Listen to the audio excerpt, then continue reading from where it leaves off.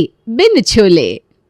भटूरे बिन छोले यही है आज की कहानी आरती और दिलीप जी के परिवार की, जो सालों पहले दिल्ली छोड़कर जयपुर में जाकर बस गए हैं।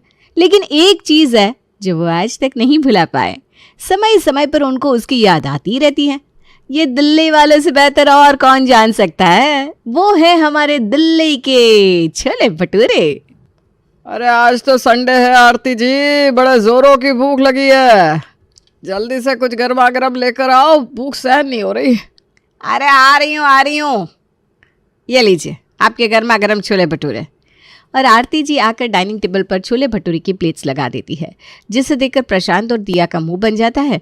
और फिर प्रशांत धीरे से दिया से कहता है, लो खाओ गर्मा गर्म छोले भटूरे। तुम दोनों क्या बड़बड़ा रहे हो, जल्दी से खाओ और टेस्ट करके बताओ कैसा बना है। कैसा क्या, वैसा ही बनाऊंगा मम्मी यार। आप बिना छोले भटूरे 1-2 दिन छोड़कर रोज़ सा ही बनाती हो, और हम बचपन से खा खा कर ना अब 55 के होने का है, लेकिन उसमें वो स्वाद नहीं आया। जब तक दिलीप जी टेस्ट कर लेते हैं, प्रशांत उनसे पूछता है, क्यों पापा आप बताओ आज के छोले भटूरे कैसे बने। दिलीप जी मुंह बनाते हैं, अब क्या ही बताऊं, बड़ी उम्मीद के साथ हर बार खाता हूं कि आज हमारी आरती जी ने कुछ कमाल किया होगा, लेकिन हर बार मेरी उम्मीदों पर पानी फिर जाता है। इतनी याद मुझे दिल्ली की किसी चीज़ की नहीं आती, लेकिन मैं आज तक वहाँ के छोले भटूरे नहीं भुला पाया हूँ। जग सुना सुना लागे, जग सुना सुना लागे तेरे बिन। और वो फूट फूट कर रोने लगते हैं। अरे ये रोना धोना छोड़ो, अच्छा इधर देखो, इतने बुरे बने हैं क्या छोले भटूरे। नहीं आरती जी, मैं तो मजाक कर रहा था, आपने इतने प्यार से बनाया है तो मैं ज़रूर खाऊंगा। और तुम दोनों को नहीं खाना है ना तो मत खाओ। कितने साल हो गए इस मुँह को कहते कहते कि शादी कर ले, लेकिन नहीं। अरे कर लूँगा ना मम्मी, आप भी ना थोड़े दिन और चैन से जी लेने दो ना मुझे, फिर तो शादी करके फंसना ही है। और वैसे भी मुझे मेरे टाइप की लड़की अभी तक मिली नहीं है। अच्छा सुनो ना, शाम को शॉपिंग पे चलना है, वो नए वाले मॉल में। फिर इस बार बहाना मत बनाना कुछ भी। अरे चलेंगे बिटिया रानी, क्यों परेशान हो रही हो। नहीं पापा, मैं इसलिए कह रही हूँ क्योंकि मुझे अगले हफ्ते एक पार्टी में जाना है। अरे तेरी पार्टी तो ख़त्म ही नहीं होती, ये नहीं कि कुछ घर का काम काज ही सीख ले। मम्मी आप भी ना, मैं तो आपसे बस छोले भटूरे सीख कर जाऊंगी, जिसे अपने ससुराल में बनाकर खिलाऊंगी। बस एक बार खिला दिया तो कोई दोबारा कुछ बनाने को बोलेगा ही नहीं। देख रहे हो आप लोगों को कैसे बोल रहे हैं मुझसे। अरे आरती जी, बच्चे हैं, हंस रहे हैं, आप भी ना बहुत जल्दी परेशान हो जाती हो। शाम को सब लोग शॉपिंग करने जाते हैं और शॉपिंग करके मॉल से बाहर निकलते हैं। पापा अब तो बड़े जोरों की भूख लग रही है। हाँ पापा, मुझे भी भूख लगी है। अरे यहाँ कहीं आसपास कुछ अच्छा मिलेगा क्या। पापा ये मॉल इन्होंने इतने आउट में बनाया है, लगता तो मुश्किल ही है, लेकिन मैं ज़रा चक्कर लगा कर आता हूँ। प्रशांत 5 मिनट बाद वापस आता है। पापा यहाँ आगे एक छोले भटूरे की छोटी सी दुकान है और उसके बाहर भयंकर भीड़ है। क्या छोले भटूरे? ये क्या कह रहे हो बेटा, जयपुर में छोले भटूरे और उसके पास इतनी भीड़। आओ चलो देखते हैं, एक बार ट्राई करने में क्या जाता है। हाँ वो तो बस बीवी के हाथ का ही नहीं भाता, बाहर का सड़ा गला सब खा सकते हो और साथ में बड़े चाव से टिप भी देते हो। मम्मी नाराज मत हो ना, हो सकता है आज हमारी खोज यहाँ आकर पूरी हो जाए। चारों लोग उस दुकान पर छोला भटूरा खाने जाते हैं।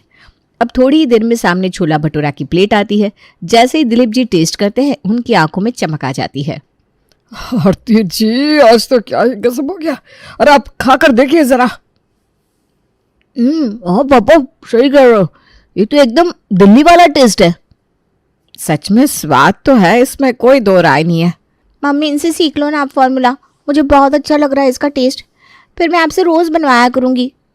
सब लोग हंसने लगते हैं और दिलीप जी अब तो आए दिन अपने परिवार के साथ वहाँ छोला भटूरे खाने जाने लगे। आज फिर चारों लोग अपने परिवार के साथ छोले भटूरे का आनंद ले रहे थे। तभी दिलीप जी की निगाह वहां पर खड़ी एक लड़की पर पड़ी, जो अपने पिताजी के साथ छोले भटूरे बनवाने में पूरी मदद कर रही थी। दिलीप जी ने यह देखकर आरती जी को इशारा किया।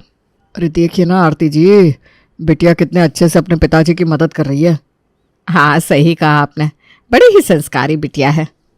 दिलीप जी से रहा ना गया और वे दुकान के मालिक मुकेश जी के पास पहुंचे। उन्होंने कहा, भाई मैं आपकी दुकान पर आज चौथी बार छोले भटूरे खाने आया हूँ, लेकिन इससे पहले आपसे मेरी मुलाकात नहीं हो सकी क्योंकि भीड़ बहुत ज़्यादा थी। लेकिन आज मैं आपका धन्यवाद दिल से करना चाहता हूँ। मैं तो आपके छोले भटूरे का मुरीद हो गया हूँ। मुझे दिल्ली छोड़े लगभग 20 साल हो गए और मैंने उसके बाद से फिर इतने अच्छे छोले भटूरे कहीं पर भी नहीं खाए। मतलब मैं कैसे बताऊँ आपको कि मेरा बस चले तो मैं रोज़ आपके दुकान पर छोले भटूरे खाने आ जाऊँ। दुकान के मालिक मुकेश जी ने उनको धन्यवाद किया। आपका बहुत बहुत धन्यवाद सर, आपके इतने शब्दों के लिए आपका दिल से आभार। तभी आरती जी भी वहाँ आती है। अच्छा, ये आपकी बिटिया है? हाँ जी ये मेरी बिटिया है। आजकल मेरी तबीयत ठीक नहीं रहती तो मेरी मदद कराने के लिए ये भी मेरी दुकान पर आ जाती है। ये सुनकर अदिति भी सबको नमस्ते करती है। नमस्ते अंकल जी, नमस्ते आंटी जी। उसके बाद सब घर आ जाते हैं। घर आकर सब बैठकर बातें करते हैं। तभी आरती दिलीप जी से कहती है, क्या आपके दिमाग में भी वही चल रहा है जो मैं सोच रही हूँ? क्या आरती जी, क्या कहना चाहती हैं आप? क्यों ना हम अपने बेटे प्रशांत की शादी उस लड़की से कर दें। आपने तो मेरे मन की बात छीली। मैं तो कहता हूँ अगर इतनी होशियार लड़की हमारे घर आएगी फिर हमारे बेटे प्रशांत और हमारी ज़िंदगी में कितनी खुशियाँ रहेगी। जो आज अपने पापा को इतना सहारा दे रही है, क्या वो कल हमारे लिए भी अच्छा अच्छा खाना बनाकर हमें नहीं खिलाएगी? फिर वे दोनों अपने बेटे प्रशांत से इस बारे में बात करते हैं। अरे भाई, उसे छोले भटूरे भी तो कितने अच्छे से आते होंगे। फिर प्रशांत भी अपने पापा मम्मी की रजामंदी से हामी भर देता है और यहीं से सिलसिला शुरू होता है। प्रशांत और साक्षी की शादी की बात चलती है तो पता चलता है कि वे लोग भी अपनी बेटी के लिए रिश्ता देख रहे हैं। ऐसा करके अब साक्षी शर्मा फैमिली की बहू बनकर आ जाती है। अब शादी के बाद बहू की पहली रसोई है। घर मेहमानों से खचाखच भरा हुआ है। बहू, मैं तो तुझे क्या ही कहूँ, तू तो वैसे ही इतनी होशियार है, जो तेरा मन करे वो किचन में जाकर बना ले बेटा। अच्छा मम्मी जी। अदिति किचन में जाती है। यही है सबसे बढ़िया और टिकाऊ आइटम।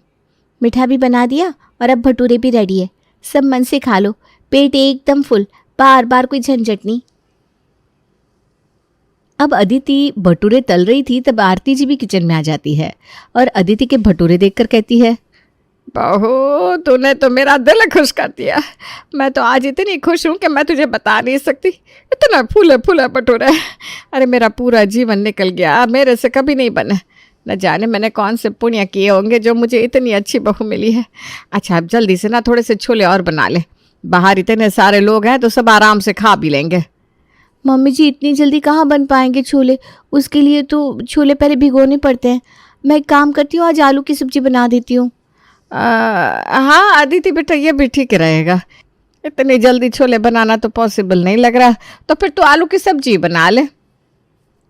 थोड़ी देर बाद अदिति हलवा और आलू की सब्जी लेकर बाहर आती है। अरे आरती, हलवा तो तेरी बहू ने बहुत ही टेस्टी बनाया है, लेकिन आलू की सब्जी और भटूरे का कॉम्बिनेशन कुछ समझ में नहीं आ रहा।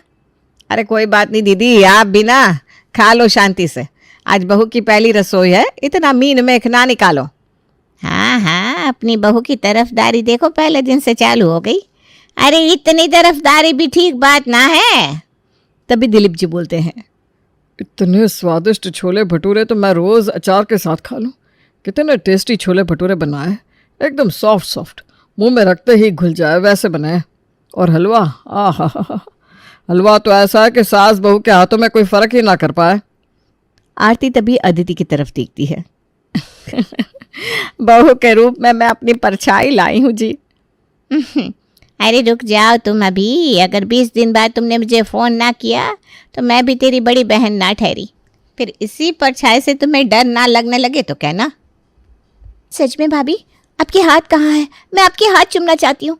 मेरे घर में इतने टेस्टी भटूरे बने हैं, मैं तो कहीं खुशी के मारे पागल ना हो जाऊं। मैं तो पूरा दिन आज सिर्फ भटूरे भटूरे भटूरे ही खाऊंगी। प्रशांत भी सबके मुंह से ये सब सुनकर बड़ा ही खुश हो रहा था और शांति से बैठकर खा रहा था। अरे तू भी कुछ कसीदे गढ़ दे अपनी बीवी की तारीफ में। तू कुछ नहीं बोलेगा क्या?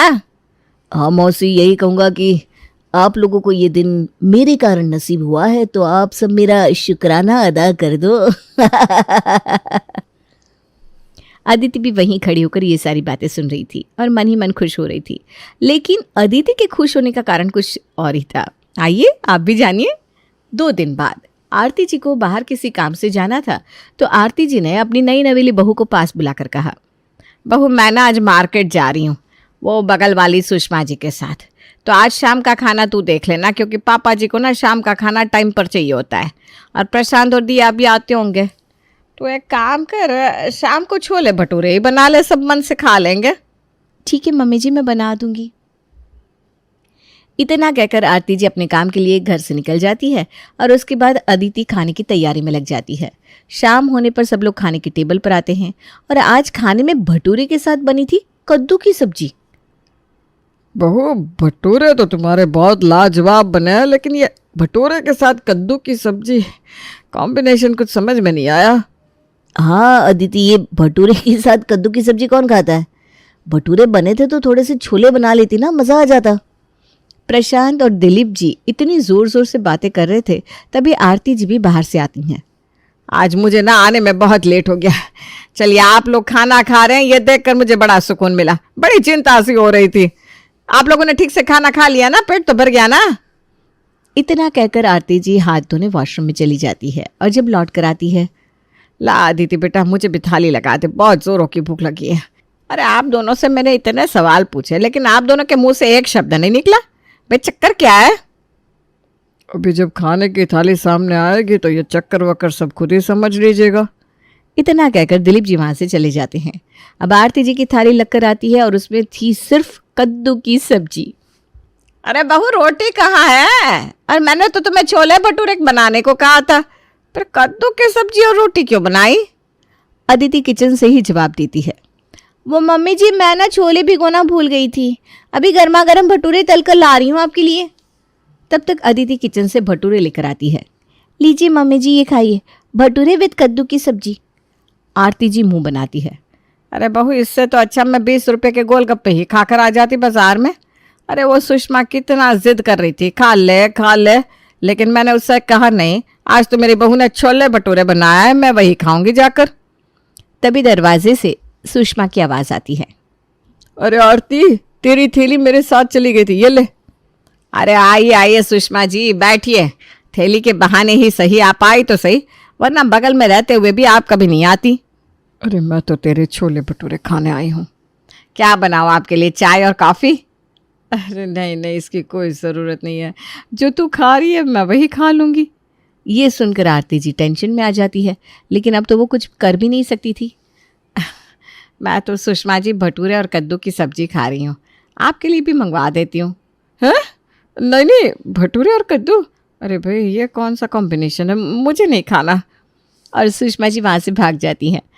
अब आए दिन अदिति को छोले भटूरे बनाने को कहा जाता, लेकिन अदिति भटूरे के साथ कभी लौकी, कभी तोरई, कभी टिंडा, कभी बीन्स, कभी कढ़ाई पनीर, कभी शाही पनीर, सब बनाती, लेकिन नहीं बनाती थी तो वो बस एक ही चीज़, छोला।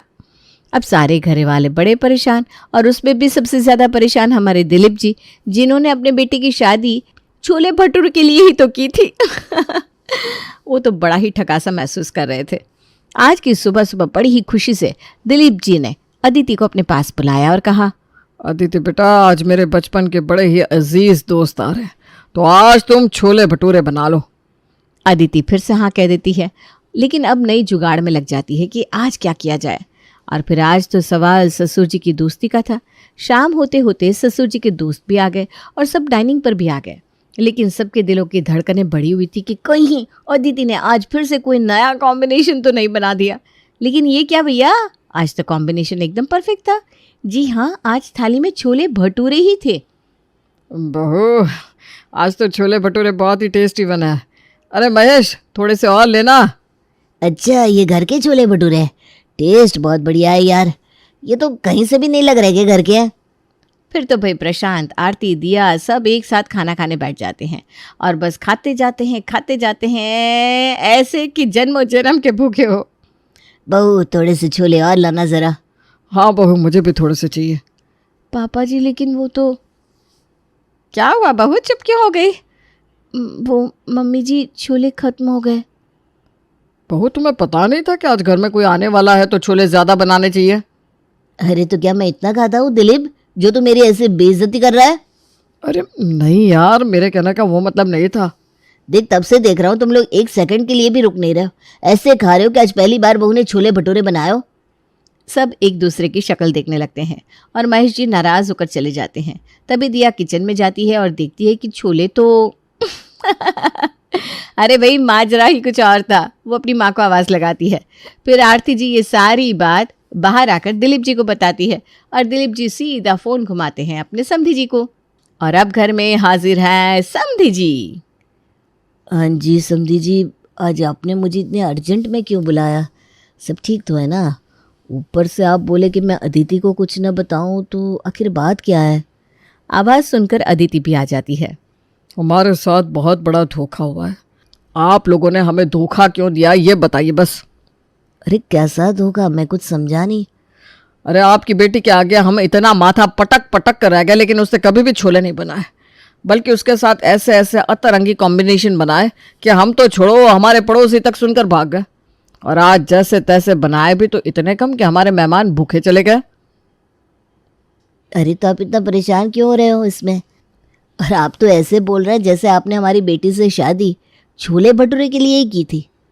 अरे छोले तो मैंने इतने सारे भेजे थे कि कम से कम 15 लोग खा ले, जबकि इसने सिर्फ 6 लोगों के लिए कहा था। हाँ पापा जी, ये बात बिल्कुल सही है कि हमने शादी छोले भटूरे के लिए ही की थी, क्योंकि हमें लगा था कि जब आपकी दुकान के छोले इतने बढ़िया है तो फिर हमें रोज़ घर पर ही खाने को मिलेंगे। लेकिन अच्छा, तो वो जो छोले के पैकेट थे वो आपकी दुकान के थे, जिनको देखकर हमने आपको कॉल करके बुलाया। मुकेश जी माथा पकड़ लेते हैं। अरे ये बात आपने हमें पहले क्यों नहीं बताई? छोले तो मुझे भी बनाने नहीं आते, वो तो हम पीछे कहीं और से बने हुए मंगवाते हैं जी। अब सब माथा पकड़ लेते हैं।